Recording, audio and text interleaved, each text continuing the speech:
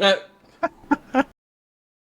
so this is the Table Talk Live episode where we are discussing nature versus nurture.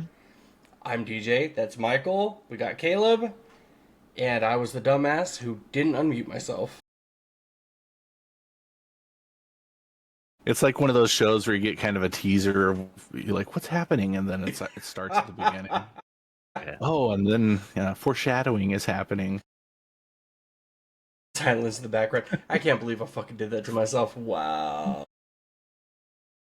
That's that nature versus nurture kicking in. Am I a dumbass because it's part of my genetics? Or was I just made this way? I like how we went right into like memory loss though. That's Yeah. I mean, that's the thing though. Well, I mean, dude, straight up though, like I said, I have snippets of being a child. I remember doing some stuff at the grandparents' house, but it's like, and I've been told by psychiatrists the reason why I don't remember a lot of my childhood is because I was abused by, you know what I mean? So I don't know if that has something to do with why you wouldn't have, like, why I wouldn't have memory. I'm not sure. so I probably have more memory of both your childhoods than you both have. But I mean, technically, yeah. I don't think I was abused. So I don't. Not that I remember. You just have the early onsets. Childhood was just so boring that you don't remember it. I think that's what it is. It has to be. You just remember the time when I would come over and make dry ice bombs. So Yeah, I do. I do remember that. I remember that quite well. see, That's one of those memories. yeah, Dude. I was an awesome uncle. Yeah, I just had to Remember- pull stuff up. Remember when we blew that trash can up? It just like we thought it was gonna blow up in the air, and it just exploded. I think it was actually a 5-gallon bucket. Oh, it's a 5-gallon. Yeah, you're right. See, We might have used a Must be trash can memory. too, but yeah. Because I thought, didn't we try like a glass bottle too, and nothing happened? we tried a crock pot ceramic insulator, and that did actually blow up in the air, but it didn't break or anything. With a dry ice bomb? Yeah, Yeah. Holy crap. That must have been magnificent. in the middle of the little dirt road. They live like. Oh, you're right, bordering the reservation, right? In that house. It's private land actually. Okay, that makes sense. I mean, that was private land there, but I mean, not too far away. There was reservation as well. yeah. Checkerboard in the area. Yeah, I you remember like sleeping outside that one night? We thought we'd camp outside, and it was you just ended up sleeping on the ground. I don't even know if we had sleeping bags. Fucking sucks. We survived the skinwalkers though. It was a warm night. It was nice. It was fun. Yeah, I remember doing that a few times. And New Mexico, I mean, you can see the stars forever, so it's Oh yeah, awesome. especially that area. Okay, so to get back on topic just a little bit. One of the things I wanted to talk to you guys about when it comes to this topic, by the way, is whether or not if it is nature versus nurture, are serial killers born or made? What do you guys think? I think it's a lack of empathy. So I think it could be like, it might be a born thing. It might be like an issue mentally that I just think, don't have empathy.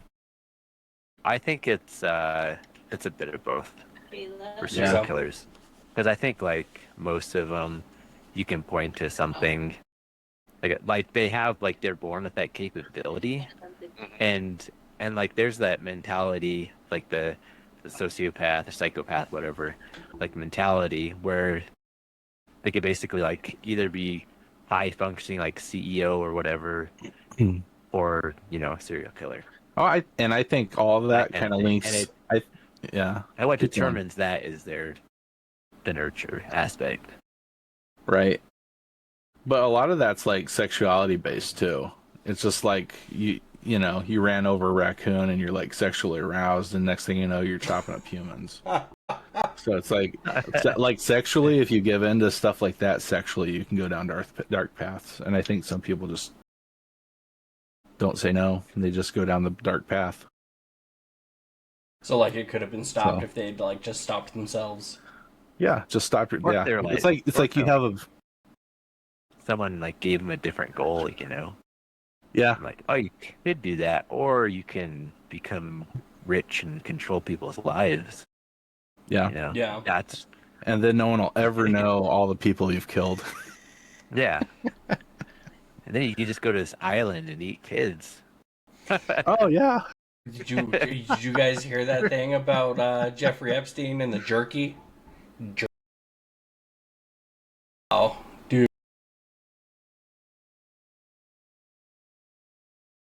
Yeah. That's a Like, I whole lot really of love missing jerky. people. No. Like, who likes jerky that much? Get Honestly, low on jerky, guys. Yeah, when I saw that and I saw people were talking about that, I was like, holy crap, that's fucking insane. Mm-hmm. Like literally talking Yeah. about like all of these like rich and powerful people like eating jerky. I'm like, holy shit. Yeah, unless it literally is like human jerky, and they're just like No, but they're cannibals, they're you like know? talking about like freezing it and stuff, and Yeah, it not probably lasting as long is. as- Having Yeah, a maybe. chef prepare it for them and shit. Mm-hmm. Kind of crazy. I don't understand that. Though. That just, Cannibalism, nature versus nurture. I mean, it Are you can't born a taste cannibal? that- Can't taste that good.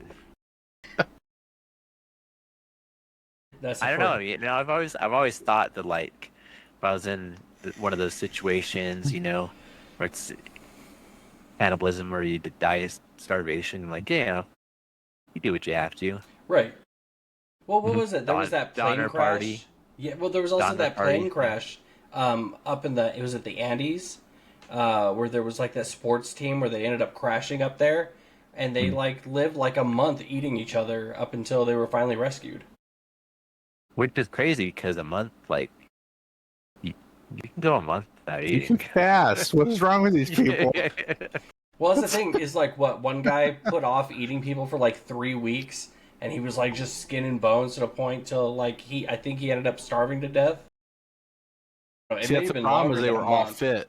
This is the problem with people Oh, that don't yeah. have enough body Yeah, fat on their bodies. that's true. Yeah, you do like, I'm curious. I'm gonna look that up. especially if you have a lot of muscle mass.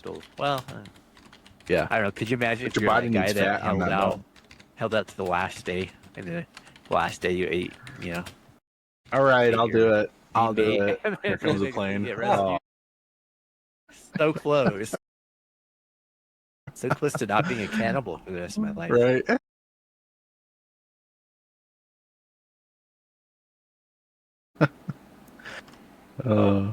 Where was it?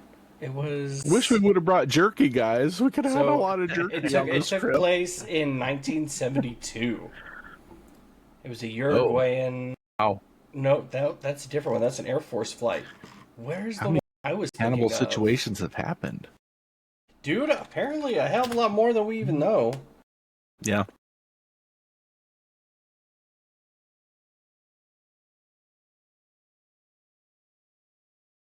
I am like dead set on figuring out what this was. It was a rugby team.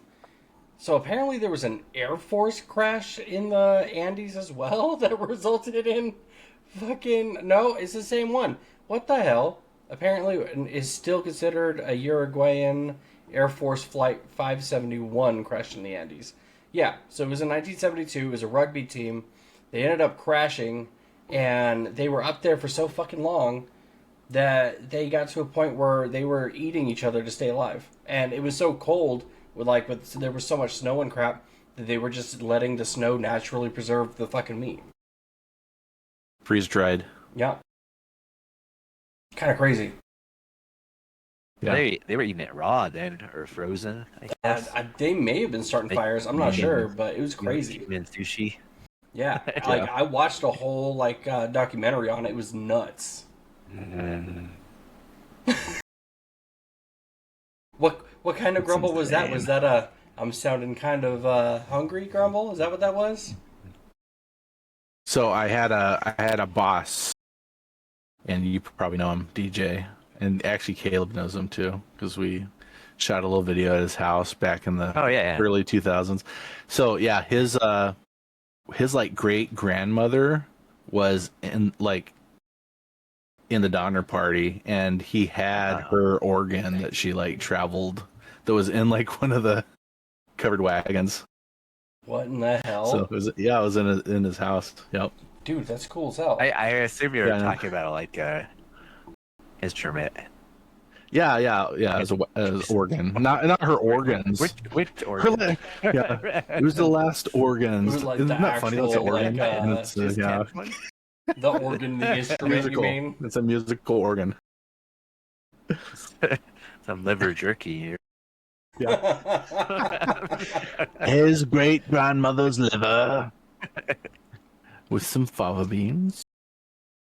But it does make me think though, like, so for me with how I grew up, if psychology really is nature versus nurture, if it's more about nurture than anything else, I wonder if I would have like who I would have become if I grew up in a different situation. You know what I mean? And that was kind Yeah. of like my whole idea of that topic to kind of get on like who we are and like who we think we would have been if the circumstances hadn't been different, you know? Yeah, we were talking about like forks on the road and how your destiny, how you kind of shape your destiny as you go, and the outside influences that if you rely on them so much and they kind of direct your path.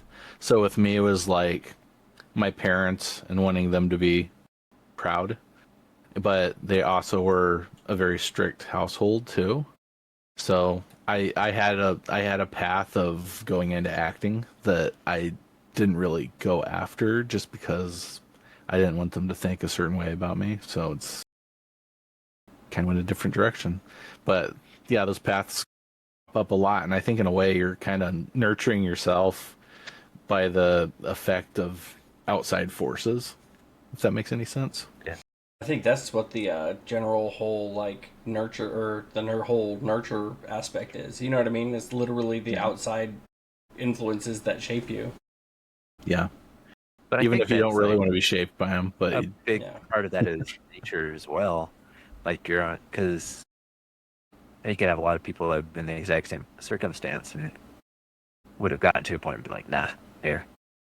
that's Yeah. true. Yeah, some people wouldn't have cared as much, or you know what I mean.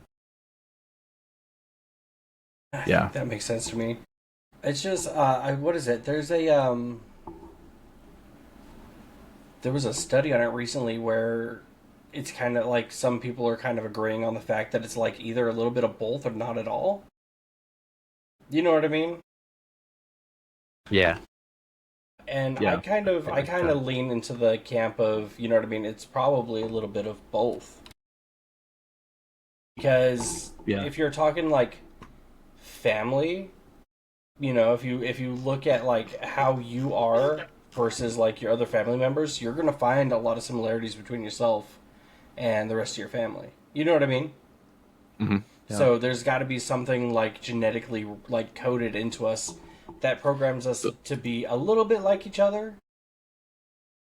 Yeah, but I'm so having kids really. So me as a kid growing up, ever since I can remember, even as a little kid, super self-conscious, aware of how people thought of me.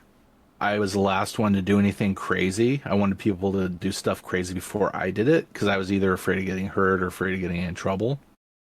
So I would think about things before I did them. I have 3 boys, 2 of which do not think of anything before they don't even think about it. They just do it. They have like no safeguard whatsoever. So in a way, I would say maybe that's like a nature thing. It's got to be a nature thing because that's something I've always had. It's not a learned condition. So I pulled it up. Apparently the thing I was talking about is it's called interactionism, where genes and environment constantly influence each other when it comes to psychology. Interactionism. Interesting.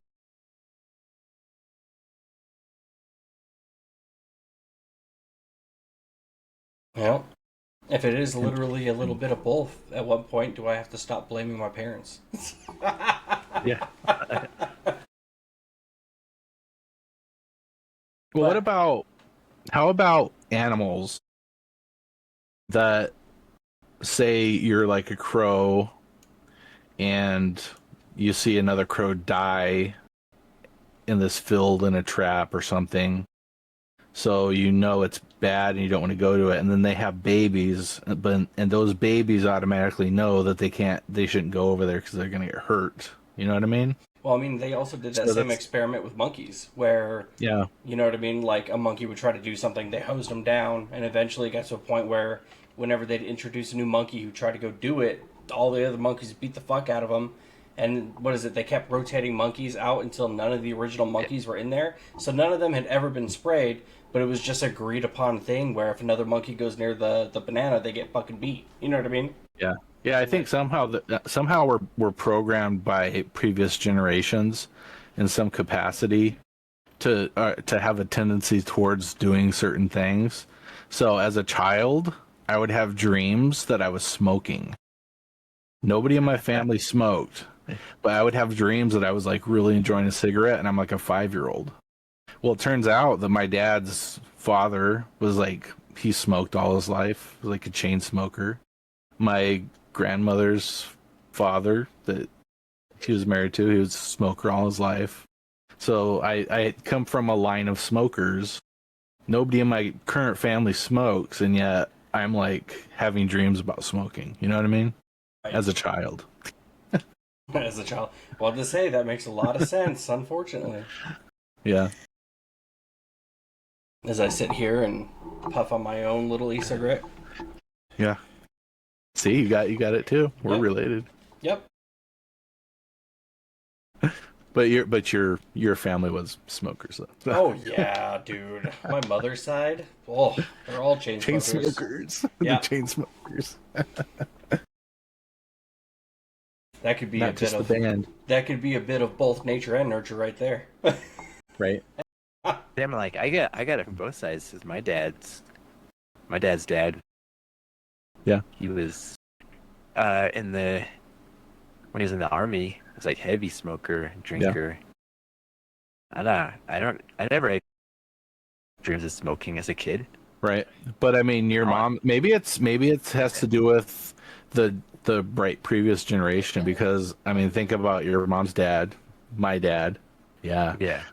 Yeah. Never touched a cigarette in his life. So, I mean, See, Yeah, but and if I it only comes down smoke to when I like your drink. well, here's the thing though, is if it comes down to your genes and stuff like that too, and like even something as simple as like smoking, you know what I mean, can be influenced by that. What about like when it comes to like our predispositions for work? Because you figure you go far enough back, and I'm talking like 18, 1700s, 1600s, you had whole family lines where like you were born into a miller's family and you died a miller, and your child was going to pick up the job of being a miller, and it just went yeah. like that for generations. You know what I mean? Yep. So it's like, if it is genetic like that, could something even like that can that influence like the career choices you try to make and stuff? You know what I mean? Maybe. But then like I said, it kind of comes back around to that whole like, you know, are you born or made into a serial killer? Like, let's say John Wayne Gacy. You know what I mean? Like, what's the chances he Right. had a family member that was a freaking psycho? Who knows? Could be. Yeah.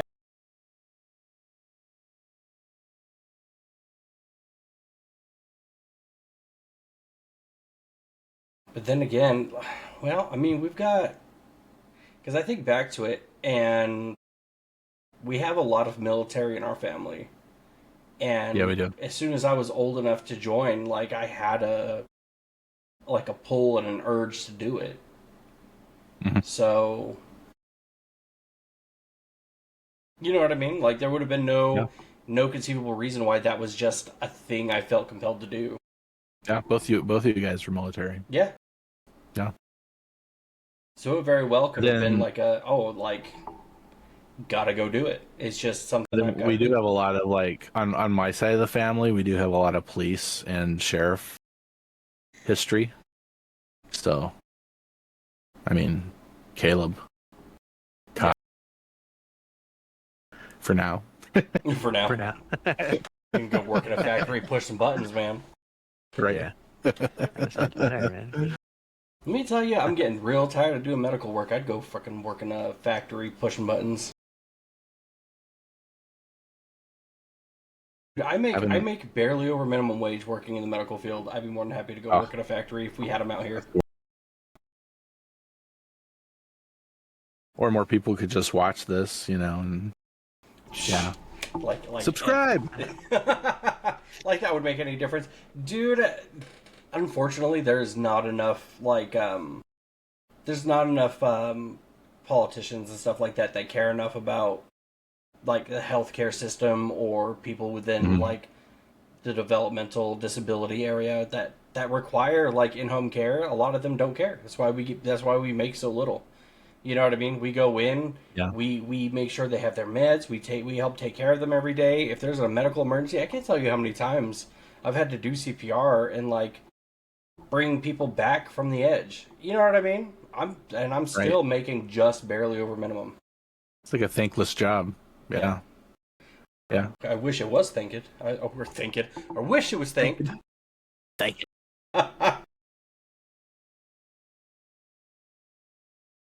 Yeah. I mean, same thing goes for law enforcement.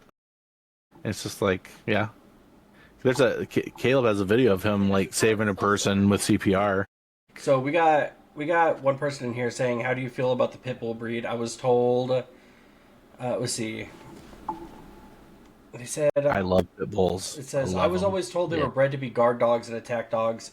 Yeah, we always hear about them attacking a child in the house or turning on the owner. Is that nature or nurture?"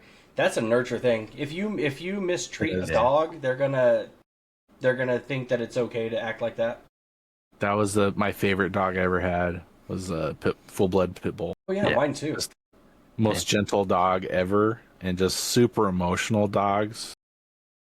Yeah, they like to think they're human. What was it? Because very cool animals. The pit bull I got, she used to be a fighting dog. Like she was used as like for dog fighting, and once she got into the house, she was great with the kids and everything. So I think it literally is just like the nature of their environment. Yeah. Almost 100%. Well, if you put any pack of dogs together without human interaction, they're going to form packs and they're going to be wild packs and they will attack and kill people. I mean, they go back to the whole wolf nature. They're wolves. That's all they are. They're actually wolves. I remember growing up, our next door neighbor had a Rottweiler, and she was mean to like adults. They were scared of that dog, but around us, sweetest dog ever. She's like goofy. I remember like rolling snowballs. She'd like roll a rock until it turned into a snowball, and she'd like rolling the snowball around. But yeah, she loved us, and like all the adults are like scared of her. Oh yeah. Well, that's the thing is because like if an adult or if the owner is like treating the dog like shit, I'm not surprised if it gets aggressive and mean. You know what I mean? Yeah. I really do think it's just the nature of their environment. So if their environment is fucking toxic, they're being yelled at and smacked by the owner. Fuck, I'm not going to be surprised if they attack them. Like I said, my pit bull was a rescue from dogfighting, and she was sweet as shit. I never once had an issue with her around my kids, with me, even the cats. Like she was an awesome dog. They're big babies. They are, dude. Yep. They're the big slobberous babies, man. I love pit bulls. I kind of wish I could have another one. It's one of those dogs that once you own a pit bull, it's like you kind of become a pit bull person. Yeah. Because they're that kind of a dog. Oh yeah. Just like if once you buy a Subaru, you're going to be a Subaru person. But no, yeah, no, I think, and it's not just pit bulls though. It's just dogs in general, and I think that's a pretty good way to talk about like nature versus nurture because it really does come down to, you treat it like shit, it's gonna start attacking, it's gonna get aggressive, Yeah. it's gonna be It's beaten. gonna treat other people like shit. Yeah. Yep, exactly. Except for chihuahuas, they're all little shits. Yeah, it doesn't matter what, it doesn't matter how Outlier. they're raised.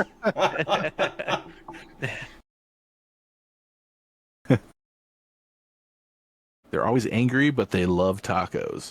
Dude, oh my god. Apparently, people are saying that the Yo Quiero Taco Bell dog was like racist as fuck, and I think I can kind of see it. Dog. Sometimes I think I can see it. What was that? I was on YouTube, and I was watching this channel called Retro Rewind, where they play like old I love cartoons with that. the commercials Yeah, and everything, and they like a Yeah, bunch of I those love old that Taco Bell channel. commercials would play. Mm-hmm. Fuck, that shit was funny. Dude, yeah. That's a great channel, dude. Oh I do yeah. like Retro Rewind. Very nice.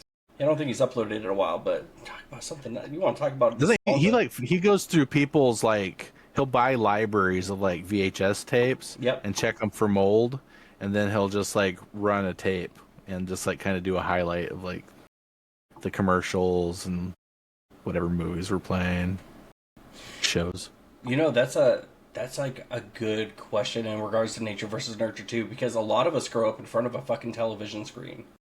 So, do you think the cartoons that we watch could influence on any of that when you're children? And I can't jump up there. Personally, I don't think so. No. I don't feel like I was influenced at all by what I watched. I watched everything. Dude, I saw like, yeah.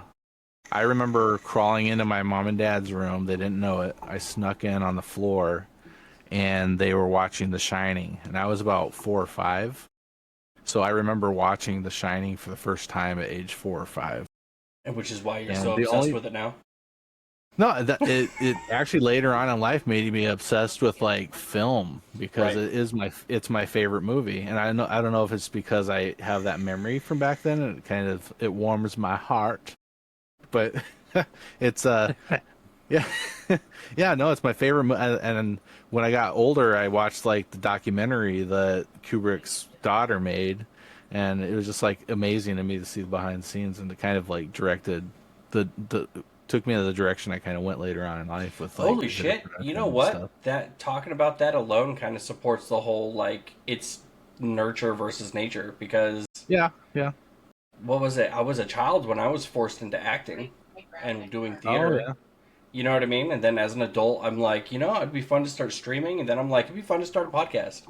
You know what I mean? Yeah. It's just entertainment all the way around. It is. I loved, even though I was forced into acting, I enjoyed doing theater. I enjoyed doing the movies and the commercials, and I found my way back around to it anyways. I had an uncle that made me maybe act in a movie when I was a kid. Who could that be? I didn't know it.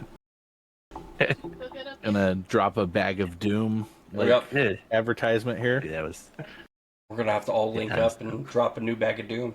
Yeah, yeah, man. absolutely. We should do a talk. We'll do a what do they call it, commentary? We'll do like a commentary and just like go through the Bag of Doom movies and just like do commentary. Dude.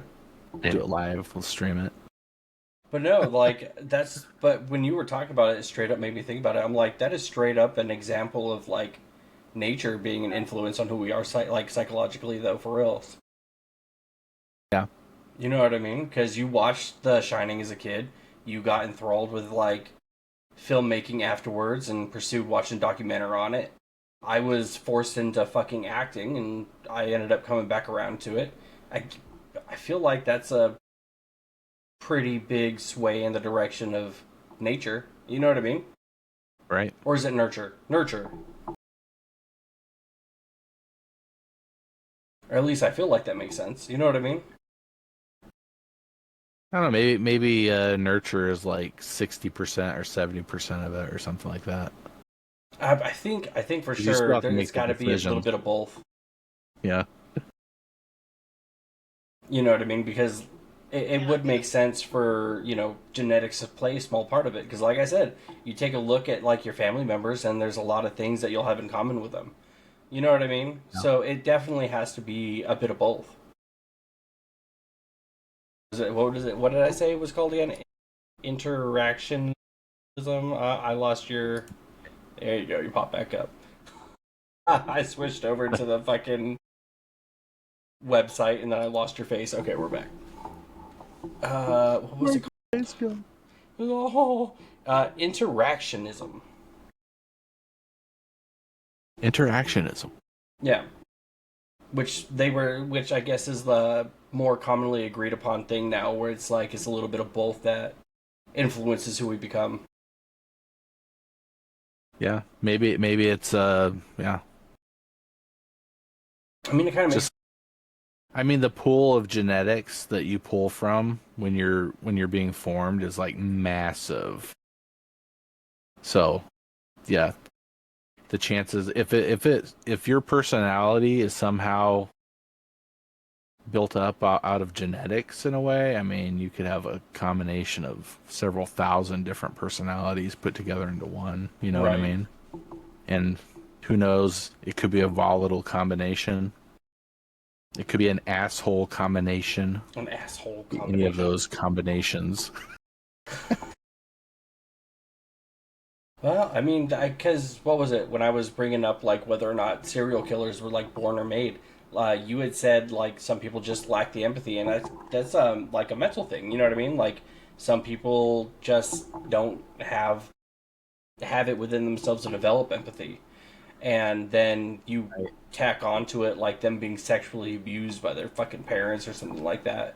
It makes Right. sense that they end up being, a little fucking weird.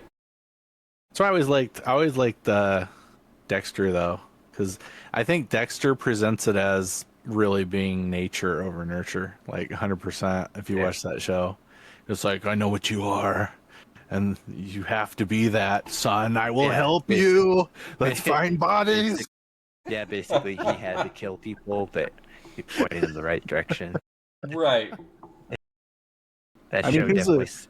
who's the worst person in that show? The father. I think the father's probably the worst person in Oh that show. yeah, his dad easily Like, could have been like, "Let me "Oh, support your son." yeah, it's like you're a little psycho. Let me go get you therapy instead." You know what I mean? Help you He kill could have people. done that instead of teaching his son how to On a fucking silver platter. right. It's like instead I'll teach you how to hide bodies and not get caught. I'll teach you how to hunt. Right. You know what I mean? Yeah, Yeah, but I mean, he takes out other serial killers. True. that's true. Way worse than him. Kills for some reason, good. like, you know? Instead of them getting out of prison after good behavior in 15 years. Grew due Or process. just getting away with it. I've got you your know? due process right here. Right, exactly. That's what I call my knife. Due process. Actually, I call it dude process. Oh man. I don't know. I do like the idea. I kind of I know that there's like always running like hypotheses within the medical community on these kind of things, but I would like to see more talk on it, because if it's found that, nurture really can influence who we become, that should be a larger talking point even within school systems. They might be afraid to talk about it Yeah, No. but I mean, they shouldn't be. because, yeah,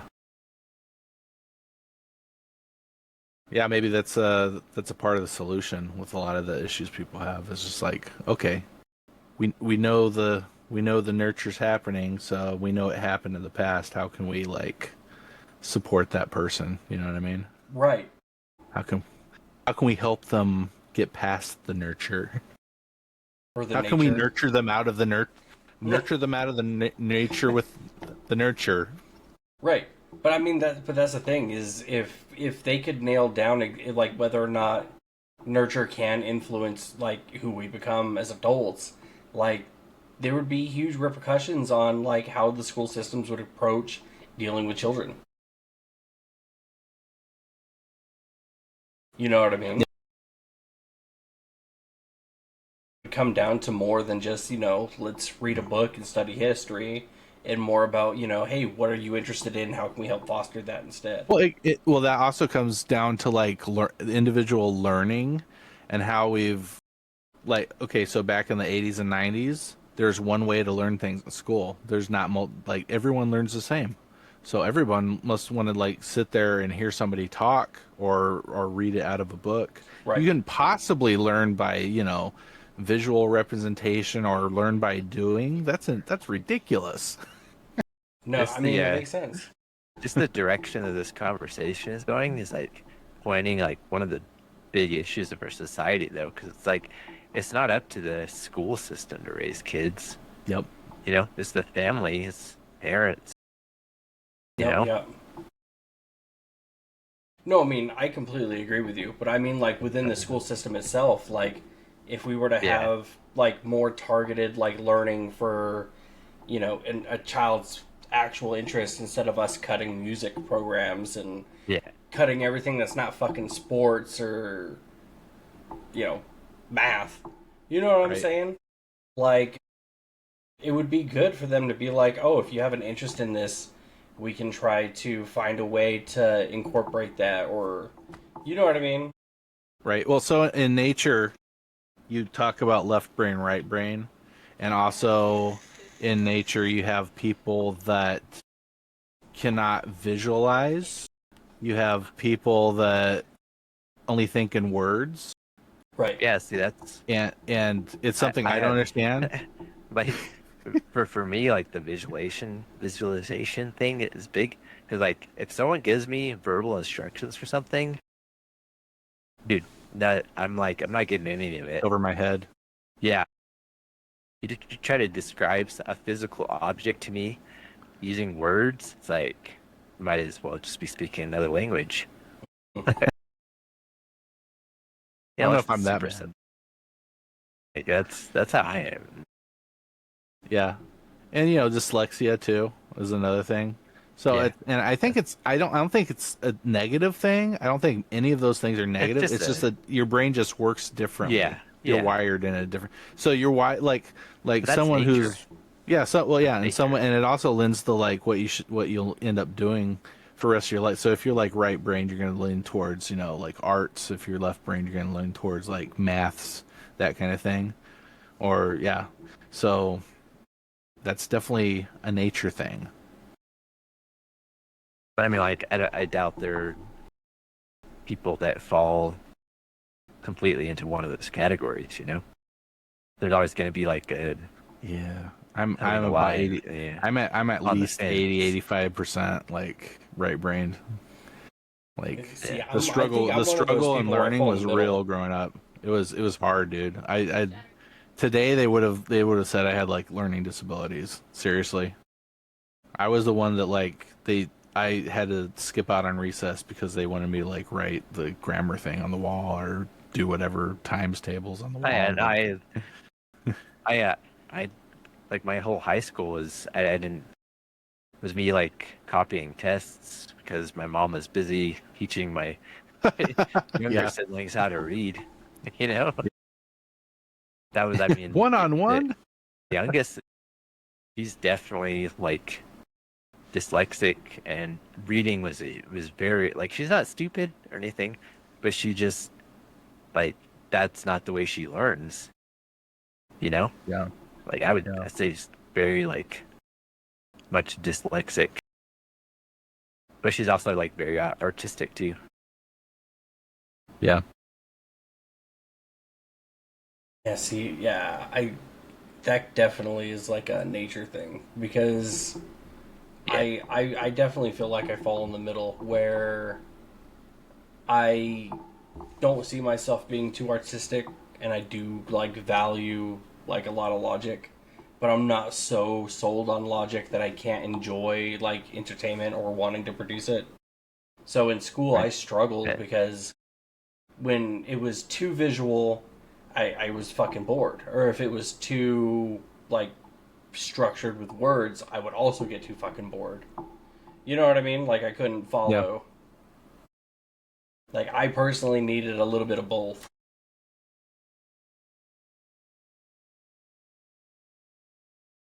Yeah, I was a type of student there. I'd have to do a reading assignment, and this is in college, mind you, in 300 level classes, and they give you like 150 pages, 200 pages every day to read.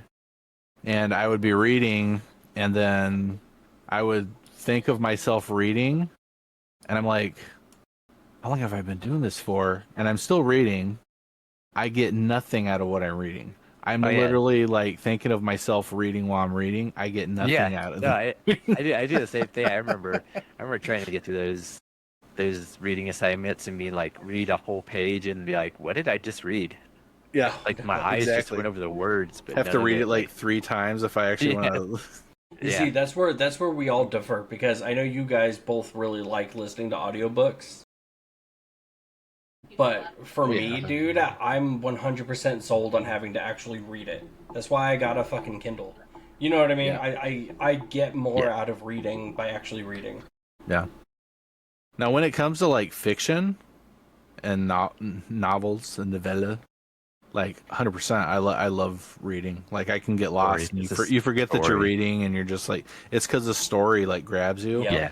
But just I would be reading these massive textbooks, and I feel like these people are going out of their way to find the biggest possible words that they can use, where you need to look up every other word, Yep. and Yeah. it makes them look like a dumb idiot, like doing that kind of thing. It's like stop it, just write for your whatever you're talking about, so that everybody can understand it.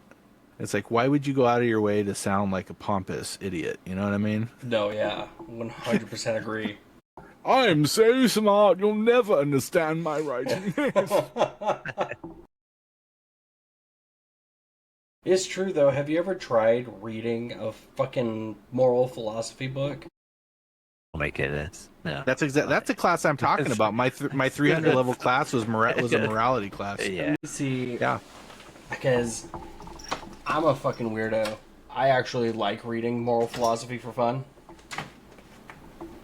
Yikes. I know, alright? I know, I'm that kind of person. But what was it? It was this one right here. I was reading The Myth of Sisyphus This- by Albert Camus. And The myth of syphilis?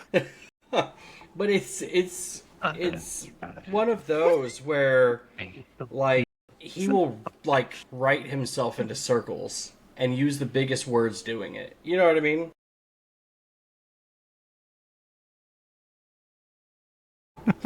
Although you want to talk about a depressing fucking moral philosophy book to read. Myth of Sisyphus is sad, dude, because that's all about like our existence and the morality of suicide and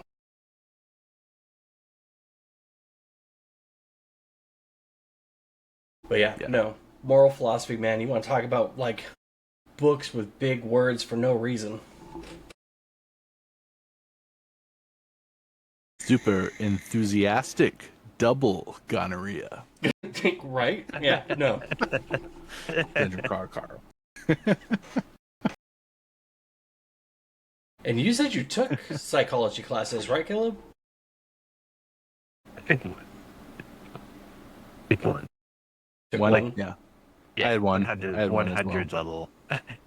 Yeah. Mine was like Psych It was 101. it was Yeah. it was super. Yeah, it's probably the same class. Super interesting. I loved the class. Not enough for you to decide to actually pursue it, though. I mean, I should have Yeah, compared to what I did. You It's know? well, I mean, it's never too late, man. That was the thing that I'm like when I went to college and like I didn't have a direction. Yeah, I had to go to college. My parents wanted, but nobody ever like you have to choose what you're gonna study. An idea, maybe it's something you like. That's Yeah. one of those things where, like, I wish there was a little more direction in school with like a focus on like where to like look for what you're interested in. So that way, when you get to college, you're not just taking Yeah. those smaller classes in the hopes of finding the thing that clicks with you. You know what I mean? I really think that With they the need to useless have humanities degree. Seriously, like every kid should have a class. There should be a class about how to handle money, how to deal with credit, how to build wealth, but none of that exists in school. So you send all these kids out and they're all like living paycheck to paycheck is ridiculous. Yep. It's like this is a huge part of your life and you're not even teaching them how to handle it. You're just like, "Good luck." Yeah. Good luck. It's like here's the Especially whole in wide today's world. world. Get out there and fucking deal with it. Yeah. It's like, how about give us the tools to survive and actually thrive in this environment? But Yeah. no, you gotta learn more math. Dude, if you don't hear your parents talk about tax season here in America, then you don't know what the hell. You don't know that you have to go do your taxes at the end of the year otherwise. Yeah. If you're gonna teach kids math, if you're gonna teach them math, teach them how math relates to money. You know what I mean? Yeah. Teach them the mathematics of wealth. It's like, that's really the only use. I mean, I understand math helps you think logically, but some people, like me, it's very hard to logically think of anything. So, teach me the tools to survive. Dude, I wish school had taught me about like the stock market and stuff. Instead, I was just raised in a household where it was like stock market bad. You know what I mean? Yeah. You put your money in it and then you'll go poor. If that's the Like case, magic. why did the rich people do it? You know what I mean? Right. I don't know. Well, and that's something they were taught by actual stock market people, because stock market people don't want the whole market flooded with other people investing. Right. So they're going to tell you that they're going to leak out all these rumors that, oh, it's real risky. You don't want to do that. Oh, you don't want to come into Right, this because line of well, that's the laws thing and drive is, off of their if Mercedes. you have everybody like investing in the market, now the volatility of it's like through the roof because you have everybody buying and selling all day. It's not just a handful of people buying and selling, Right. you know, a million or a couple tens of thousands worth of stock. You have literally millions of people selling a stock here and there, and it's harder for them to make money.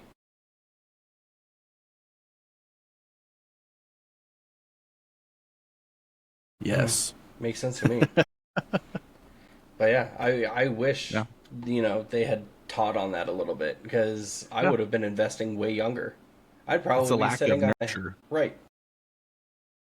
Everybody was so damn scared of it growing up that I was never even told what it was outside of what I learned about it through movies. Yeah. Like I say, just a nurturing class that teaches you all about that stuff. That way, when you actually go into the work field or whatever you're going to do, the streamer field, you actually know how to advance and better yourself and growth in the bank account. Growth. Yep. I mean, it's true though, because none of us are really taught any of that. Unless your parents are smart enough to be like, "Oh, hey, let me let you know, every December you're gonna get your W-2s. You take it to the tax place and get it done, or you do it yourself. And that way you're not fucking 19 where you get a piece of mail that says the IRS is coming after you for not paying your taxes." Yeah. Or the first, the first bill you get is a huge bill you're never going to pay off for all these years in college. Ridiculously overpriced, and you were sold to like a used car salesman. You know what I mean? They'll have one. It's like, oh yeah, you're going to make some. You're going to college, man. You're going to be rich. Yep. No, you're not. Good luck. Dude, I feel that though, because you gotta figure, I went to college to be a fucking massage therapist. I got out, and then everybody took 2 looks at me. They're like, "Oh, you're covered in tattoos. You got a big beard. Man, you're more of a liability than anything. We can't hire you. You're gonna go in and do a massage on a female client, and then we're gonna end up in court." And it's like, why? You know what I mean? Yeah. Now I'm sitting here with a useless degree and a license I can't use.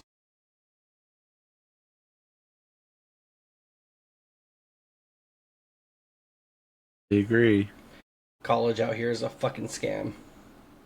It is. Done a pair of tits and gone trans, and you've been set. Yep. Pretty much. College should only be a thing that you go to if you are sure about Yep. what you're trying to do. Right. And that is the 100%. only thing in your path that you need to do to accomplish that. That's the only time you go to college. You don't go to college just to go to college. That's ridiculous. It's stupid. Yeah, and I feel like college should. I didn't even get to party in college, you know? Yeah. Well, I At mean, least here's the had thing, that, though, is you know? like what you pay for college should be proportionate to like what you're gonna make in the field that you're like going to college for, too. Yes. You know what I Absolutely. mean? Yeah. Because there are some people where they'll get out of college after doing all that time as a doctor, and then they'll make $1 million in no time at all. And then you have the guy who becomes an accountant, and he'll make like $100,000, $200,000 a year. And then, like you went into video production. You ain't making $100,000 a year. You're Very going to pay few the same percentage tuition that do. fees. You're going to pay the exact same tuition fees. Yeah. It's like if you're going for anything in the arts and you're like, oh, I want to go to college, what you need to do is get a business degree, because that's what you really need as an artist to survive. So if you want to make money doing art, you need that business degree. You need to be able to build your business, to market yourself, and make money. That's what you should be going to college for, not for art, because you're already an artist. Right. Doesn't make any sense. Just go on YouTube if you want to learn a different way to paint. I say that with the art degree, by the way. It's funny, dude. You went to college for art, the one thing that literally leads to people starving. There's a reason why we call it starving Yeah. artists. Yep. I love art that much. I mean, at Jenny. least you have, like, pieces in a museum, and you've got, like, what is it? Not Grammys. What was it? Was it a Grammy? Oh, I have a lot of awards. Yeah. But, yeah, you It's got... one of those. But, I mean, you actually managed to get some shit done with your degree, but even still, like... Yeah, I mean, I've done national television commercials, so I Right. mean, that's something, I guess. Yeah, but I mean, everyone's dream when you're in communications or in film or whatever, your dream is always to be the director and always to be like making movies, because that's every kid's dream when they go to college for that kind of thing. Right. I mean, at least you kind of went out there, and it was like indie stuff, but you still made your own Yeah. stuff. You know what I mean? But yeah, everyone tends to fall into commercials though when they're going for that, and in reality, it's like it's really who you know. I'm sorry to say, it's like Yeah. It's How who you many know. people that are doing movies right now started with commercials? Right. probably 2 or 3. That's about it. Yeah. Over the years, not maybe not even currently. Yeah, because you get locked into career, you don't have time for all this other stuff, and how are you gonna get out of that? You know what I mean? When you're kind of stuck in doing a 9 to 5, doing commercials and stuff. So yeah, I mean, when it comes to like getting entertainment stuff off the floor, I think nowadays it's better to just kind of haul off and try to do it yourself. You know what I mean? you can now, Right. You can just pull yourself up by the bootstraps and do it. That's why we have YouTube and we have Twitch. And Yeah. I mean, you go back to the 90s and 80s, what we're doing now, even doing a podcast, like live streaming a podcast and then uploading it later, and then having multiple different ways for people to consume it, whether it's being there in person to talk to the people discussing it or just going back and listening to it later. Like, that's not a thing that ever could have existed. You know what I mean? So you can take everything that you learned in school for the like entertainment and the arts, and you can kind of apply it to what we're doing now. You know what I mean? Yeah. The ability to self-market is huge right now. And Right. it just did not exist back then. Like, the internet makes it a huge place for that.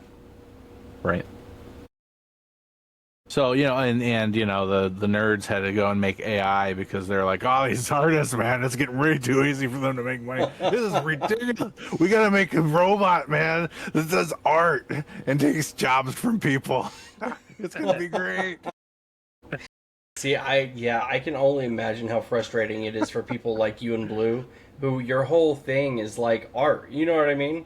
Yeah. And then having a computer come in and just fucking generate whatever somebody plugs in. literally still are and get Yep. away with it. Like Yep. literally, Oh, nobody's AI is paying coming any for all of reparations us. for that. No, AI is coming for all of us. it is. You're just Yeah. the start, but What is it? Give it There's like all 10, these 15 robots all the that jobs. are walking around. What was it?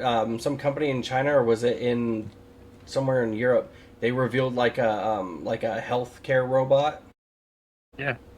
Oh, motherfuckers are gonna Fair. try giving Yeah. patients meds. I'm gonna be out of job. Yeah, what's the world we need gonna to look stop like? it now. Now is the time to stop it while it's in its infancy. And it's gonna be Yeast is dystopian. There's Like too many nobody's gonna people be who able like to get it, a though. job, except for the people that like fix up the robots. But then they'll have robots that fix the robots, so Exactly. no one's then- gonna have a job. So we're just And gonna the humans are just going to disappear. we'll just get our stipend from the government, and every once in a while they'll let us go watch a movie. And, What make is us that? happy. What is that called? A basic universal income. Yeah. Yeah. What is it? Is it the Netherlands or Denmark that does that? Where they just have it so that way, just by existing, they pay you. Yep. Shit, I'd be down for that. That'd help me pay my rent. They just don't want you to own anything. Own nothing and like it. But I mean, there's too many people who are like intrigued by AI and intrigued by all of that kind of stuff that it's not going to stop. They're going to keep producing the robots. They're going to keep producing AI, and it's just going to become harder and harder for people to even be recognized for any of the things that they're making.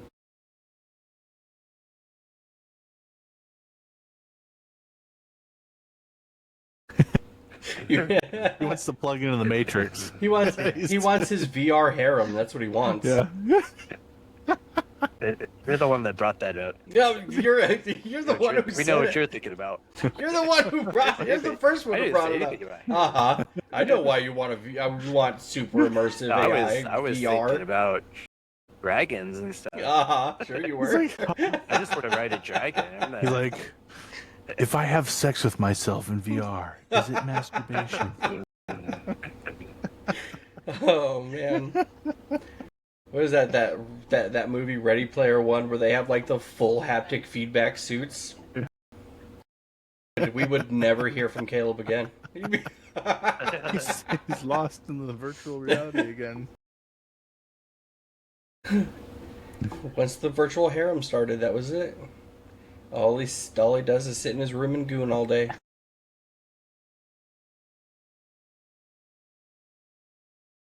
I think we got a little off topic there. Virtual harems. Nature versus nurture. And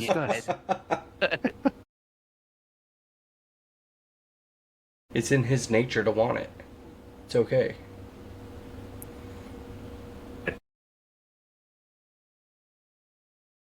Yeah, we have we went so far off topic. We're in another like podcast. Dude. But you know, I feel like that's not too. I guess that's not too far off though. I guess you could still spin it as a. It's in our nature to want to have these fun little escapes with how everything in the world is now. There you go. Bring it back around. Sure. Nature has driven us. Nurture has driven our nature to want that. Yep. We all want to escape into virtual reality fantasy worlds. And we do. I mean, hey, video games, man. It's better than fucking real life.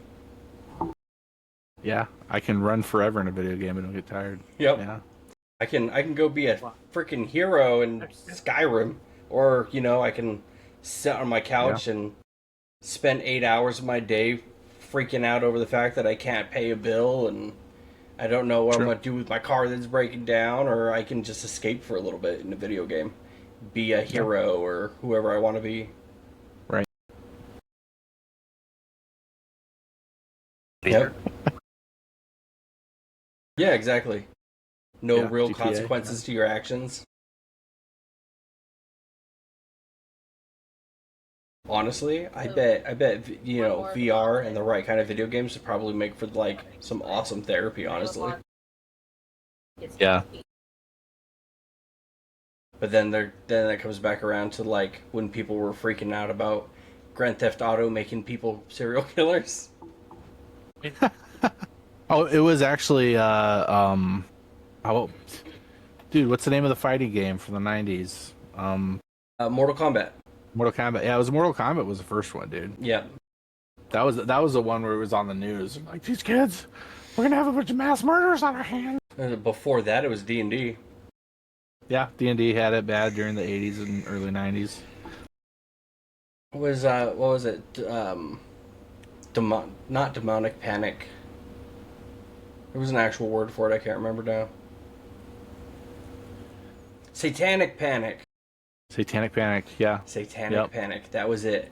People were getting all crazy. They're like, "Oh, you can cast magic while you're playing D&Ds." I'm like, calm down. Yeah. Have you ever? Also, that was like that. Like I talk about D&D much, but it What?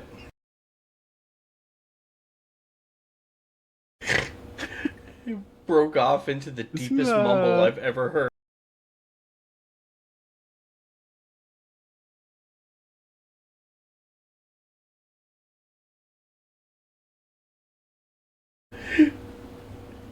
on Are Here's you, my are you like, there? where I was going.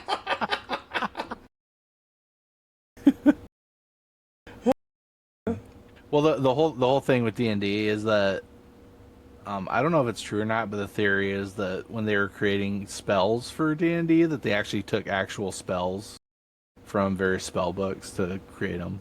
fine. That was a whole satanic panic with that one. Yeah.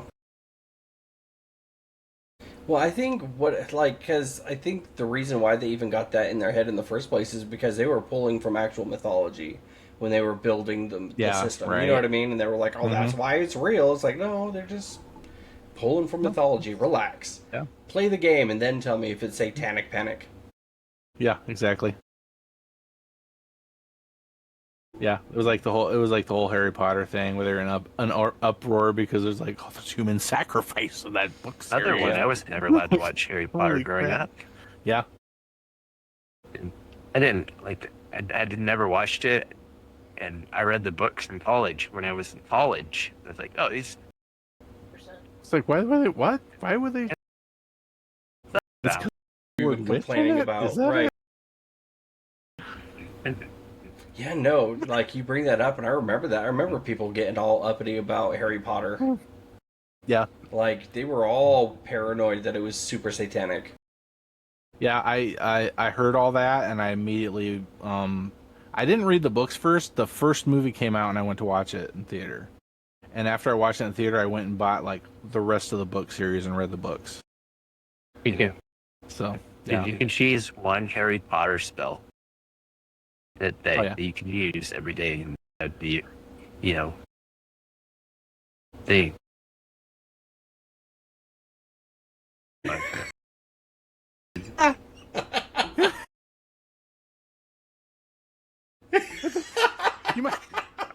You might want to turn off that studio setting on your microphone. Is it messing up that bad? Yeah, you sound like a yeah. Going off into a straight mumble, dude. Okay. Oh, now you sound like you're a mile away. You were like going from being coherent straight into being boom out, dude. Yeah. You're getting possessed over there. Yeah. Oh, You sound like you're on an old timey radio. Can you hear us from all the way over there? He's across the state.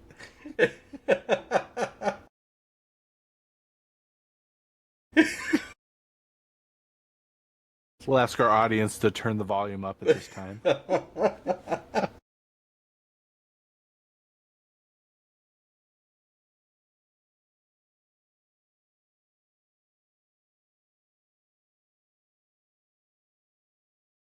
You got an issue now. You sound like you're literally like. It sounds like crank you're your volume. whispering from across the house, man. Yeah, crank your volume. If you can crank your volume up, just put it to max or something. Or unplug it and plug it back in. Yeah, let me try. Okay, a solid plan. He sounds so far away, dude. He does. He sounds like he's in the 1920s. That was damn good, by the way. Holy crap. Oh. Okay, is it working? You're a little bit louder.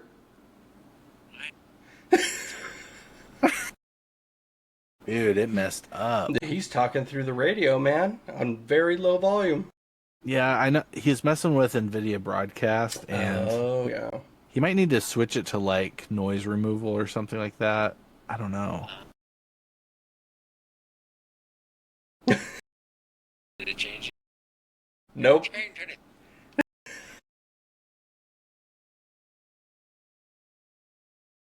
Station area. Oh, man. Oh, man. It's like the first phonograph. It is.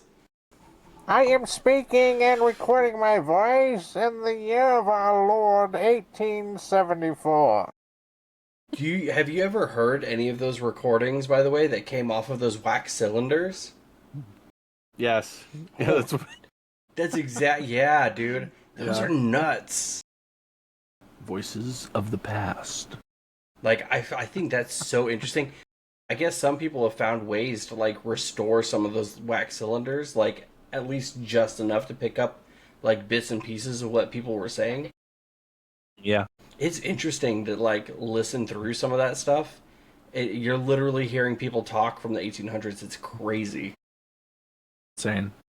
I like watching interviews with people that were made in, like, the 40s and 50s that lived in the mid 1800s. It's What was it? really awesome. The oldest interview ever recorded, it was like some woman who was like in her 80s or 90s, and it was like from 1910 or 1912. Yeah, and she's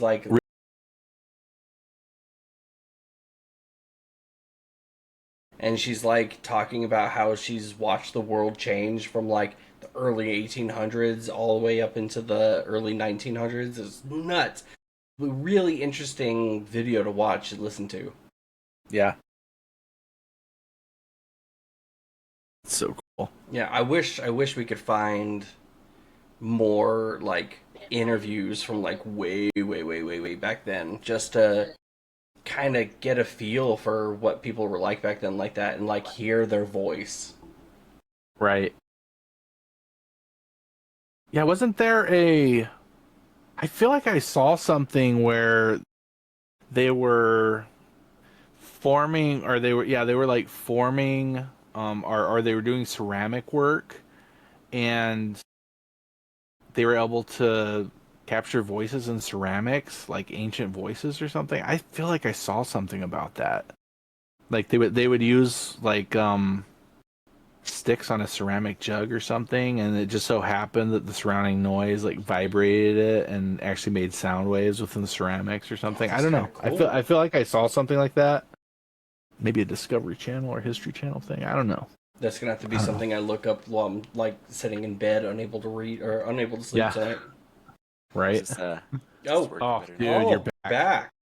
How was it in the 1800s? Was it good? Well, Did you tell you have some something. absinthe, sir? yeah, you know the porn selection back then? Not great. yeah, Not I great. can only imagine. Damn, dude. At least your audio is working again. Yeah, I don't know why it changed, but I think it was NVIDIA Broadcast. It must have Messed been. things up a little bit. Yeah, once you turned it off, it kind of Yeah. reduced. Well, you know what I learned by doing this podcast tonight? I learned that Mute yourself. yeah, I learned to make sure that I'm not muted, and I've also learned that we are not educated enough in psychology to make any kind of real informed opinion.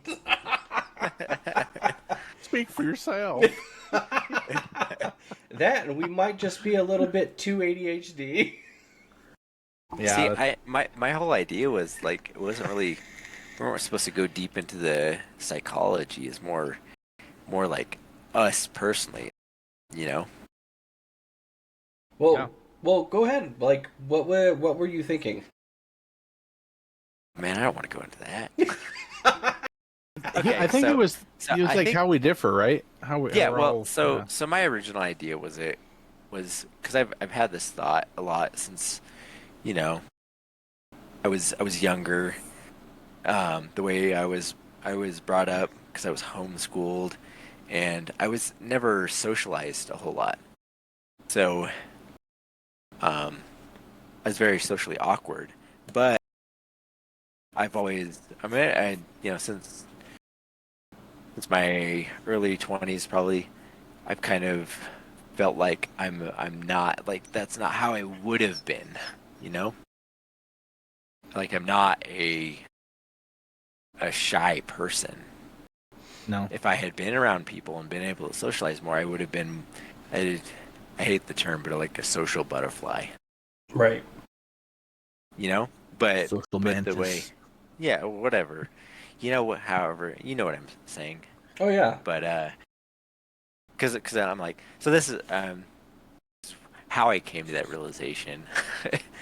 um, Drinking, because when I drink, I get much more comfortable, and I'm like, I'll make friends with anybody. I love to socialize when I'm drinking. Sober me, I'm like in social settings, I never talk. Your Like inhibitions my kick in. Your yeah programmed yeah inhibitions. no Yeah. I overthink everything. You know, I'm just thinking. I never contribute to conversations. Like my so my whole time was when I was in my unit, the army. They always like Cleaver never talks, just the quiet one. And then like the one time we went out drinking in Scottsdale, and I was like talking, I got to that point, that perfect point, and I was making friends with everybody in the bar, and they're like, where the hell did this guy come from? You know, Damn. it shocked them. It's like I feel like that I need two at this point. would be like So the I'm just my probably gonna preset wait it out. personality. But because the way I was raised, I never like learned how to socialize and just overthought everything and Kayla, what's yours at? ended up being more reserved. Yeah. You know, I can definitely see that. So yeah, I'm kind of in reverse. So Yeah. I went to grade school and and until high school, and then I was homeschooled through high school. I was in no way introverted as a kid. I like to say I always call myself the king of grade school because I was just like yeah, I was friends with everybody, super Yeah. outgoing.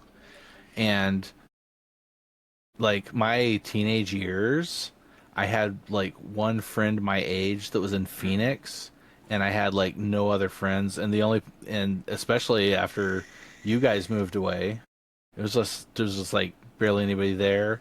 And it wasn't until my late teens that I started going and hanging out with DJ's dad, you know, and I'd visit DJ and Brandon and Tiffany and everybody.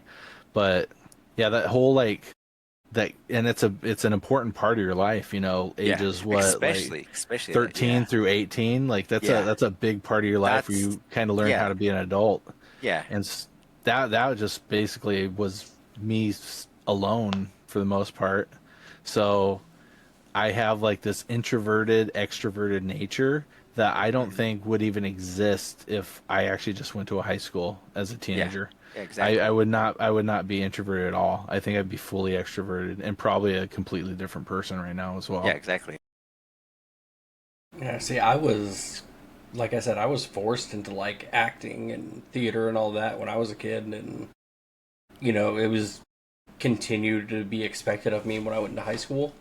And like when it's just me in the house with my kids, and my partner, like unless they go out of their way to ask me something, like online, I've got no problem. Or if we're just hanging out and chatting, and the point is for us to be talking, I'll go on and on. But man, I can go days without saying a single word. Yeah. I'm always talking to myself. Always. Yeah, no, I always have the inner dialogue. I don't too. ever stop talking. Yeah, no, I mean, I got like that little voice in my head where Mine's an it's outer like, I have an outer dialogue. yeah, no, dude, like I will have full on conversations with myself in my head, but I can be like my default is like when I'm like I can just seclude myself away and just not say anything for days on end. Like I don't feel the need to have to be around people. Yeah. Right. See, like I'm like that too, but like the more I'm by myself, the like madder I get. I just get like angry. Huh. Yeah. You know, I need like I You need need to social socialize. interactions. Yeah, Yeah. you need the interaction. Yeah. Otherwise, I just Right. like I just want to commit atrocities. You know, like if I haven't had proper social interaction, I drive across town. I there's a good chance that I will commit violent felonies. Yeah. So, So yeah, here's a question: would you call yourself a daddy's boy or a mommy's boy Mommy's boy or all day. mommy's boy? Yeah, Yeah, all day. I'm the same way. Yeah, and yeah, it's like so my brother was 100% mama's boy. Or sorry, Yeah. I'm 100% mama boy. He is 100% daddy's boy. He did not get like the interaction growing up that he needed as a daddy's boy. Like he needed one-on-one time with his dad, and I don't think he Yeah. ever really got it. oh, there's no way. No, yeah, Yeah. there's no way, and it totally like I think that like threw off his trajectory, like his life Yeah. trajectory, because you're not getting that bolstering you need as a young child Dude, or even as a I'm a teenager. product of what happened to him. Yeah, exactly. You know what I And mean? it's just like it's a domino effect for sure. Like so, it's man, because if it's nurture more than nature, dude, that puts a lot more as a parent. It puts a lot more on your shoulders to actually give your kids the interaction that they need Yep. before they leave the house. It's like But I mean, some like kids need that one-on-one. They gotta have that one-on-one with there's your only parent. so much like parent inaction can give too. You know? Exactly. I mean, especially when you work, Yeah. Yeah. Yeah. you get home and you're tired. You got it. It's literally a balancing act, dude. Because I It mean, really is. look at our other cousins. Yeah. Well, and you're the Certain ones I'm downs thinking of in particularly. the downside of yours was that you were in a family of a lot of kids. Yeah. So there was Yeah. everyone's like kind of fighting for that, like, hey, look at me, hey, I'm over here. You know what I mean? See, And I don't remember like once I was like high school, even younger, I didn't I didn't crave that like parent interaction. I wanted interaction with peers, you know. right. That I think never it's got. normal though for a teenager. Yeah. Yeah. Yeah. Exactly. Yeah. Because, well, I mean, it also comes back around to like how you're pushed to do things by your parents. Because, like I said, I was forced and pushed into the whole theater thing, and that's what I did in high school. You know what I mean? And Right. I that think kind of but also- influences who you're hanging out with, and Yeah. But I mean, it's also what also is important is like what motivates you too. You yeah. know? Yeah. It's I'm like, a money motivated fool. yeah. Has it always been money? I think for me, it's always been money because I grew up supporting. Like, Yeah. we'd be lucky if mom came home with a fucking can of Chef Boyardee. Oh. I'm a praise motivated person. Like 100% ever since I was a kid. That's Yeah, I'm part of the reason why I like push so hard, especially in music and in like art and everything, because I really liked getting praise from people, and was my motivation. I'm competitive. Like I want to win. I want to win. Well, that probably Like comes it- from coming from a family full of kids, man. Yeah. Yeah. Yeah. I would think, anyways, because you weren't the oldest and you weren't the youngest. So being a Yeah. middle child, you would have had to fight for like any kind of attention from your parents. Yeah. And that's Yeah. that's probably something that's like from my younger days that I don't remember. Something like, you know. Yeah. But yeah, I mean that would I explain remember like Caleb. the need for being competitive, though. Yeah. That actually makes sense. Because I know as the oldest child, dude, I've got like if that's like a thing that can influence that, like I don't have a competitive bone in my body, dude. It's too late, Yeah. honey. You know, but the only thing I truly care about is leaving something behind that my kids and my kids' kids can look back on, or anybody can look back on, and I've made like even that much of a difference. I said Yeah. at least one thing that changed someone's life. That's all I care about.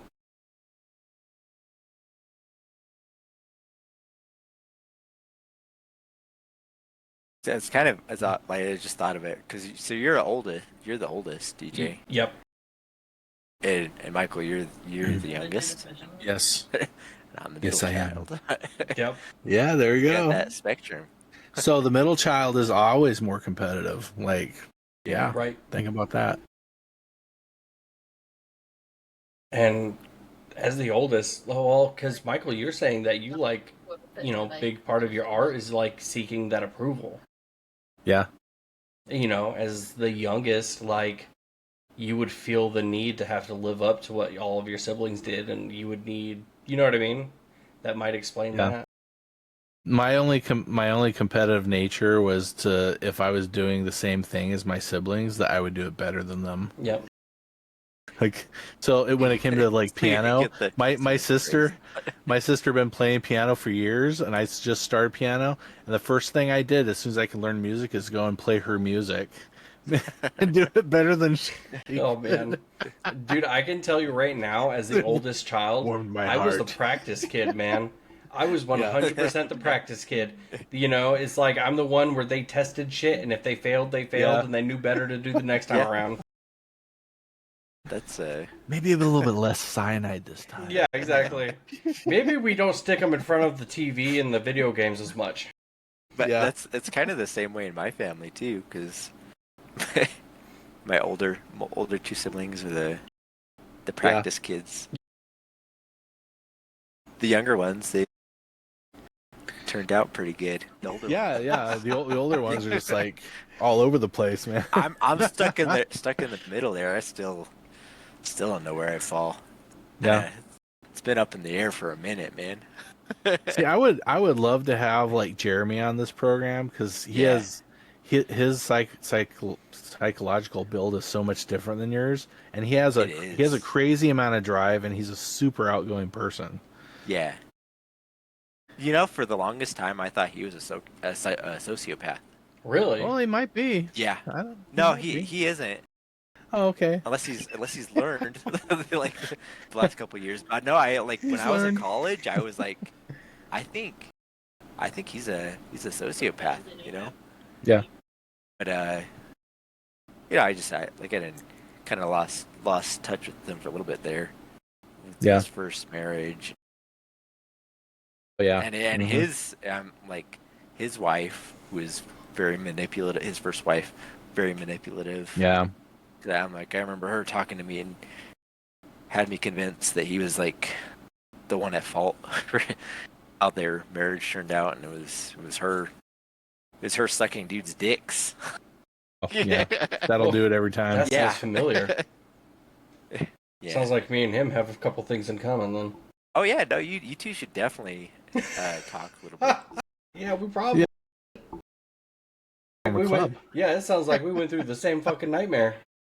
Yeah. Oh yeah. Man. Man. Fuck that. Yeah. I can see. But no, I agree with you. I think, like, because with you being raised the way you were, you probably were meant to socialize way more than you did. Yeah. Well, what can you do? Because, dude, I remember you guys coming over, and I remember my dad would be like, "Cover your tattoos, don't play the music, don't," you know what I mean? Cut your hair. It was at the last family reunion we had. They're like, you keep your fucking sleeves on. They don't need to know that you have a bunch of tattoos. They don't need to know that your dumbasses are smoking. They don't need to hear the music you listen to. Yeah. Little did he know. Yeah. Jeremy and I were listening to Eminem, and so he just started driving.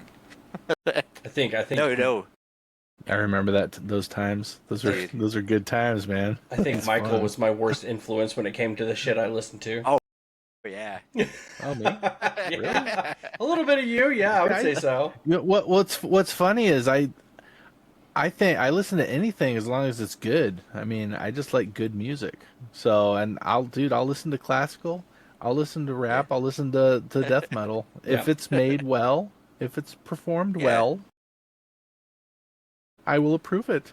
Quality is quality. That dude, and I got like when I was a teenager, I was real big into new metal. So everything from like System yeah. of a Down to Uh-huh. Disturbed, you know what I mean? Yeah, and that was the best years for metal too. Oh was the yeah, early it 2000s. was like Yeah. the late '90s, early 2000s for sure.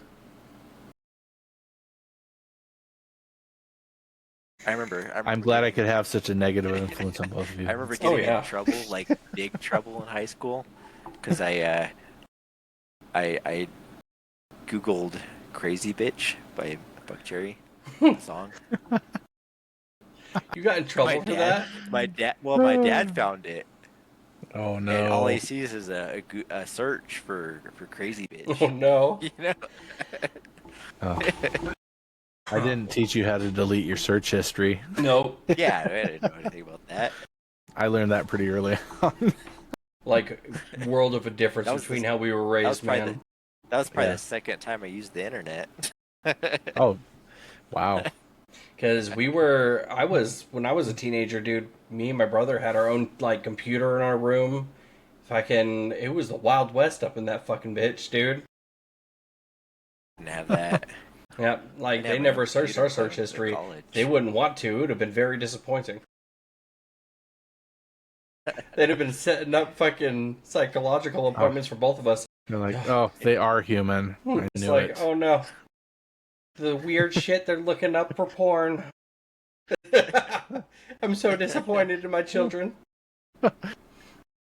What is this one cup thing? No, That doesn't sound too bad. Oh man.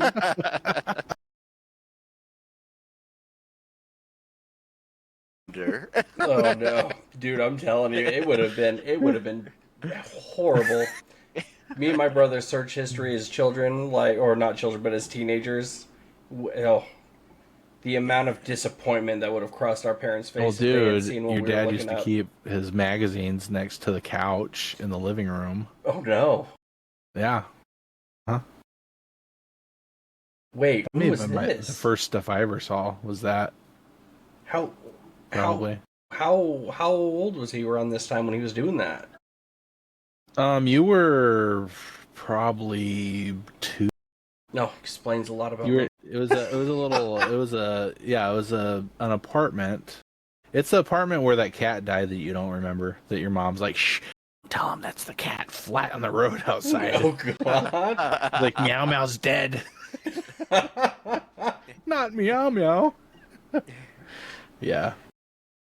But yeah, it's yeah. Yeah, Probably the same first time I thought it magazines. was. Tell you how early it was. Like first time I thought it was disgusting. Actually. Oh wow! No. Yeah, that's how young I was. I was probably 10, maybe. Probably the same magazines me and my brother stole out of his shed. Yeah, probably.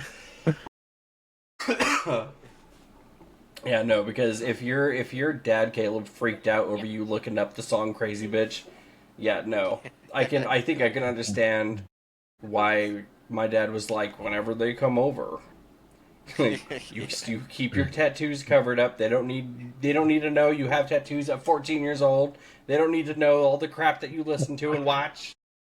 I don't think I knew that you had tattoos at age 14. Yeah, no, it wasn't until what? It was like 16. And then we were out there, and that's when you saw it. Yeah. Here I am, Will. Yeah, because I was already living out here. Yeah, Man. dude. As soon as our cousin Johnny had a tattoo gun, dude, he was like, "It's time."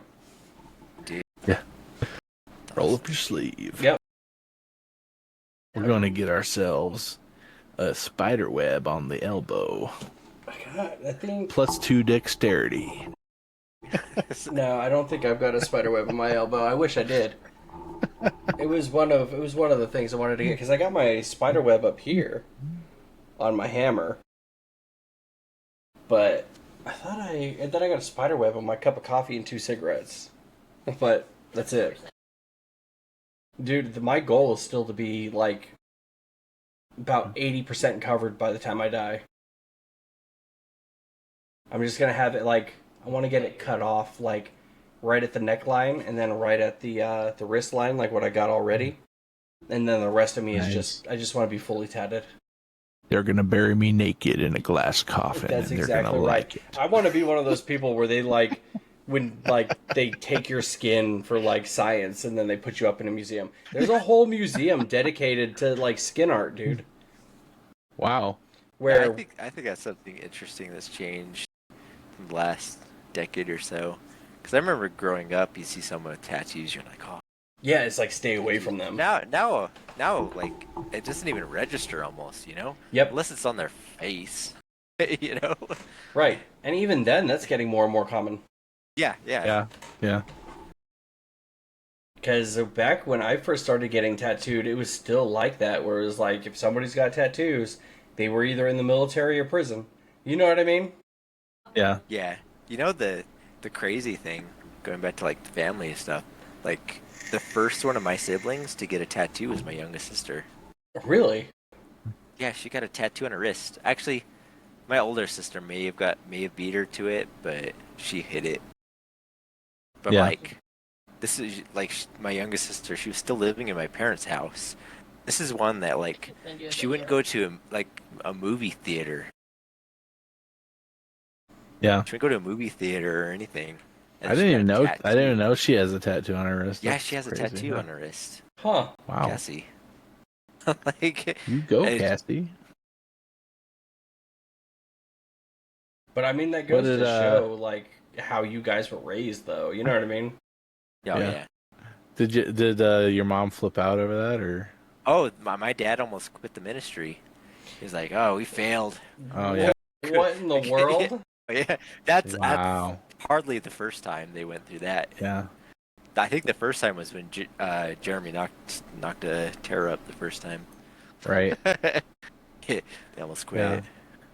The This goes to show like this goes to show the going back to like nurture versus nature, like it goes to show that it doesn't really matter how you raise your kids.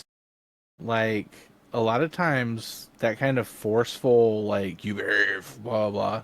Yep. Yeah. A lot of times that backfires. If you're too Well, I mean, strict, man, you're gonna drive them away. If you're not That strict was- enough, That was the whole reason that I like I didn't go to college because of that originally, but the reason I like went back after I got kicked out of Bible college was because I wanted to be a good example to my younger brothers and sisters.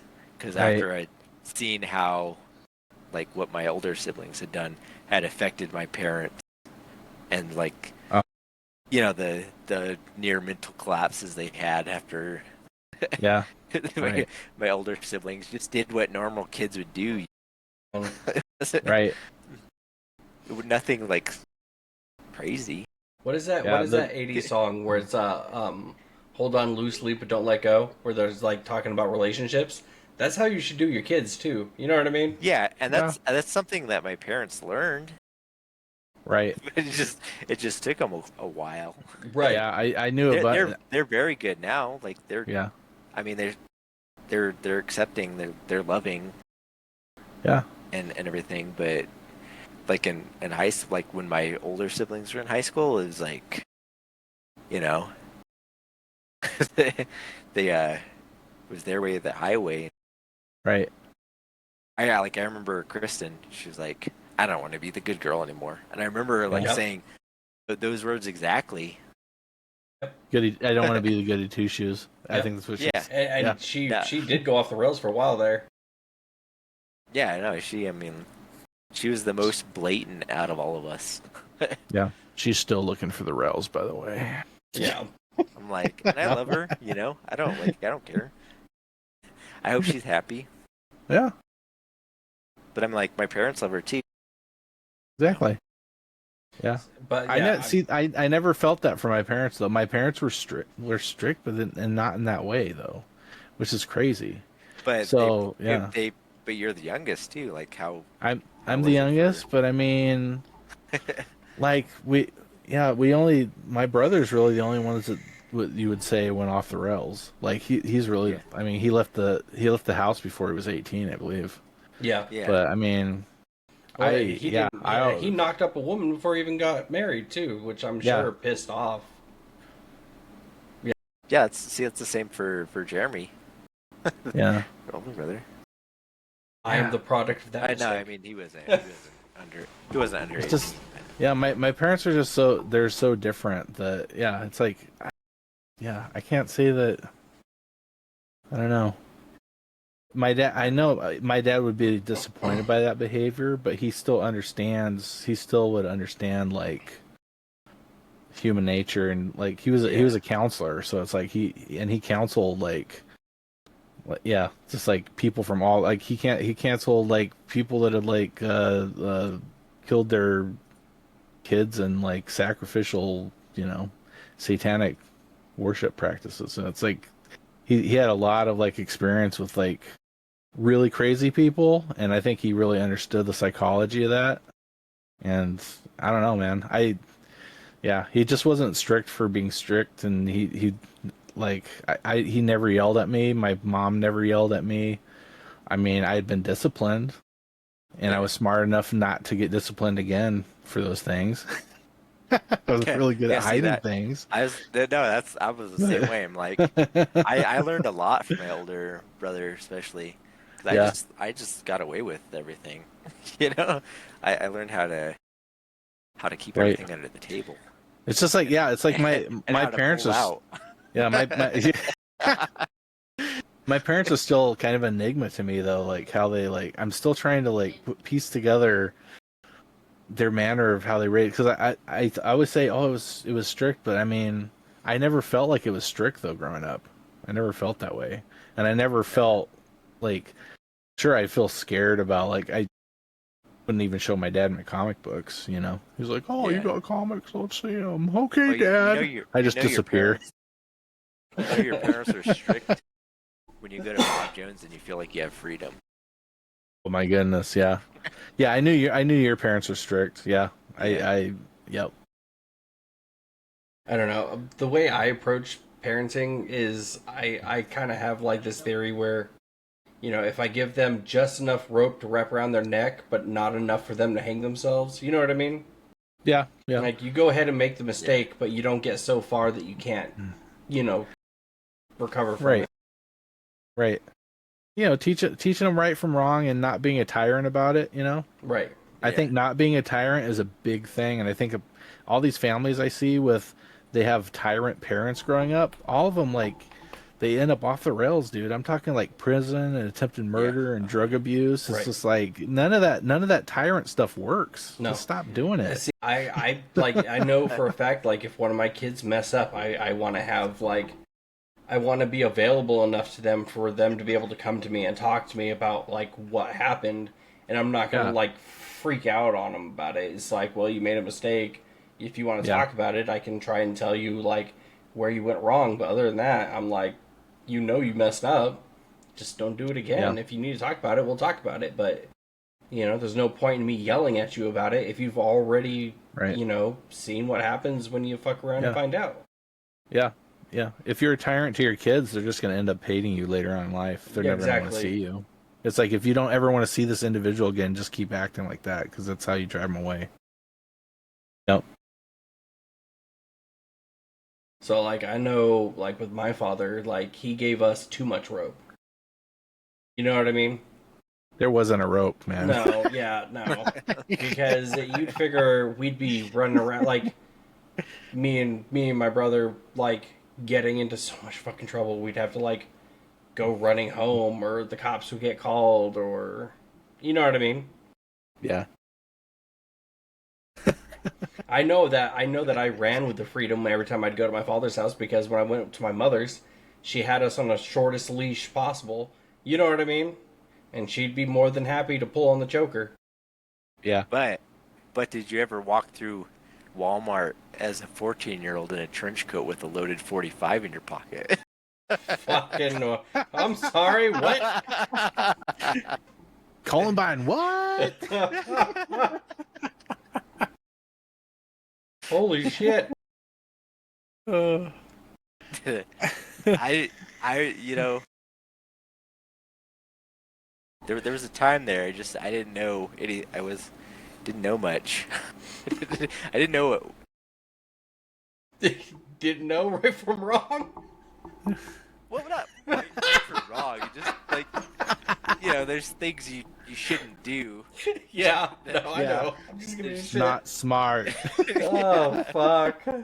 And I remember that because so Were you just trying to be cool or whatever? It was yeah, like, I'm oh, sure. okay. Yeah. I don't remember my thought process there.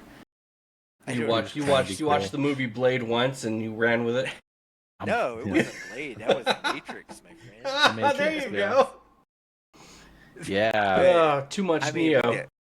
no, like we didn't have guns in my house growing up. I like my dad had a couple, but they were always hidden away. We didn't shoot. It was a friend of mine. His parents had guns, and I don't know how we got to that point, but I remember because I like was going to my friend's house, so I was with him and his parents, and we are at Walmart, and I know this. I want to say I was like 13 or 14, and for some reason I thought it would be a good idea to put the Colt 45 in my pocket.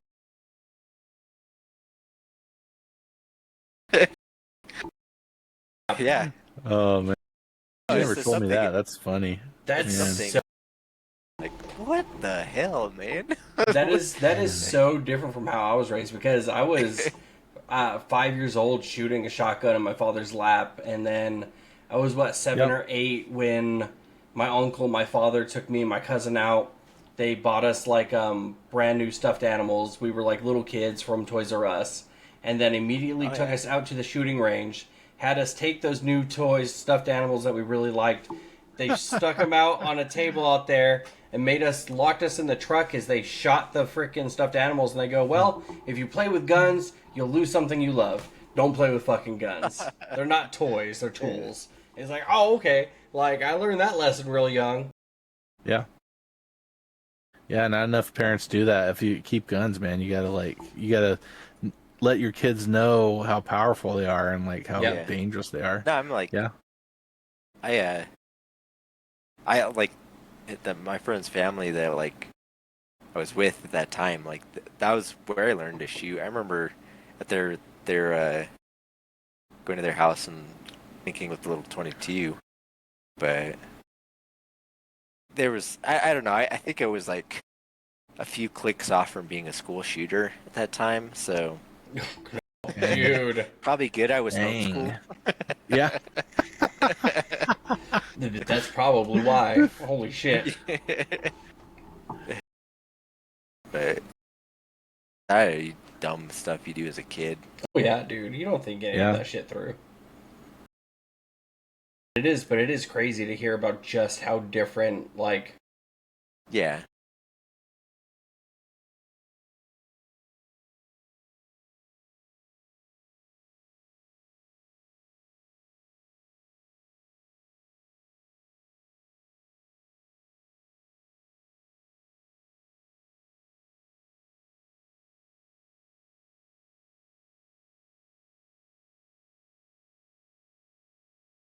Yeah, I shot my first gun at age 5 as a 45. My dad helped me hold it.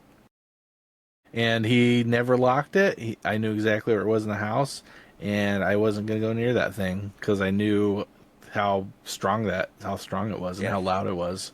And it scared me. Yeah. My parents had 3 guns. There was a 12 gauge like single shot break barrel that was thought off. That they never shot any of them. There's a little Derringer 22, and then another pistol. I don't even remember what it was, but they never. It was always in like a box in the closet or something. Damn. Yeah. You know, they never shot him.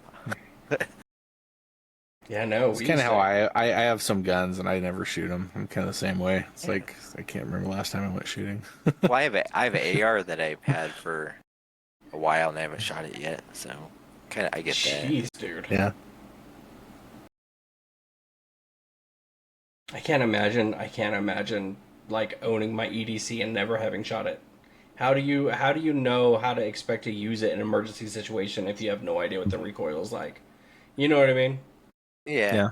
Well, I mean, it's very similar to what I carry on duty. No, so I mean, if that's the case, then you know what to And expect. I've shot that plenty. But I mean, You know like how with many your parents, breaths I've though, taken like, down. what's the point? Yeah. You know what I mean? What's the point of owning it if you're not familiar with it? You know what I mean? Yeah. But no, that's why, like, it sounds traumatizing what my dad and my uncle did with me and my cousin with us, like, shooting the stuffed animals, but it made But such you a respect lasting yeah, exactly. Yeah, you respect your firearm. Exactly. It made such a lasting impact that's one of the few memories I have from when I was a child. You know what I mean? My first gun was there was this older lady. She was actually our piano teacher. She taught us all of us piano, and and like we would always do yard work and stuff for her. And there was an old 22 that had been in their house in like a closet in the garage. It was like the top shelf. They found it, and they're like really scared of guns. They're like, I can't even believe that was in my house. And then they let me take it. What the That was my hell? first gun. My God. It was rusted, and there was like old Scotch tape on the Scotch butt and tape? stuff. Yeah. What the hell? Yeah. That's And I cleaned it hilarious. up, made it nice, and you know, had that thing in my trunk the first time I got pulled over. Did you tell the officer, or are you just like, Nope. No. Oh, dude, that cop was a bitch, dude. It was Cincinnati, Ohio, so it was like we're going actually to your parents for Thanksgiving, so we're heading up to Indiana, and I Yeah. get pulled over. It's late at night, and I'm like, I was with some dude I didn't even know from my school because I was giving him a ride to somewhere. I think he was from Michigan or something. Like I'd taken an exit off of the dude, the I highway. remember that. I remember that when you came up that time. Yeah. I don't know why I'm telling this story right now. Anyway, I'm like took an exit off the highway looking for a gas station or something to get an energy drink because I'm falling asleep. There wasn't a gas station the way I went because this is before Google Maps. Like I had MapQuest printed out probably. Yeah. And Yeah. didn't find it. I turned around and I think it was a car dealership, and she pulled up right behind me. Started giving me the 20 questions. What are you doing? Why are you pulling around in here? And that was when I had my '89 Honda Civic with the Yeah. aftermarket rims, dark tinted windows. Yeah. You know. Is that the one you got plowed into with Oh yeah. Yep. same after car. the summer? After the Yep. summer of painting it? That was a car I lost my virginity in.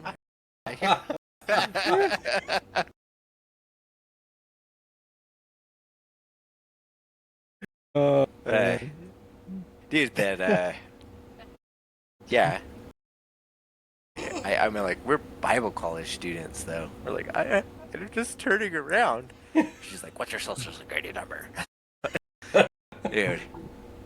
I'm all nervous, and she's like, let me search your trunk. I'm like, if you want to. I'm like, I don't know. Dude. She didn't. I'm like, yeah, there was a 22. It was a bolt action 22 long rifle. Was it loaded? I don't think so. I don't think I kept it loaded. Yeah. I mean, if it wasn't loaded and yeah, Yeah, I anything don't like think that, you I don't probably think wouldn't it have had that bad of an Yeah. issue. But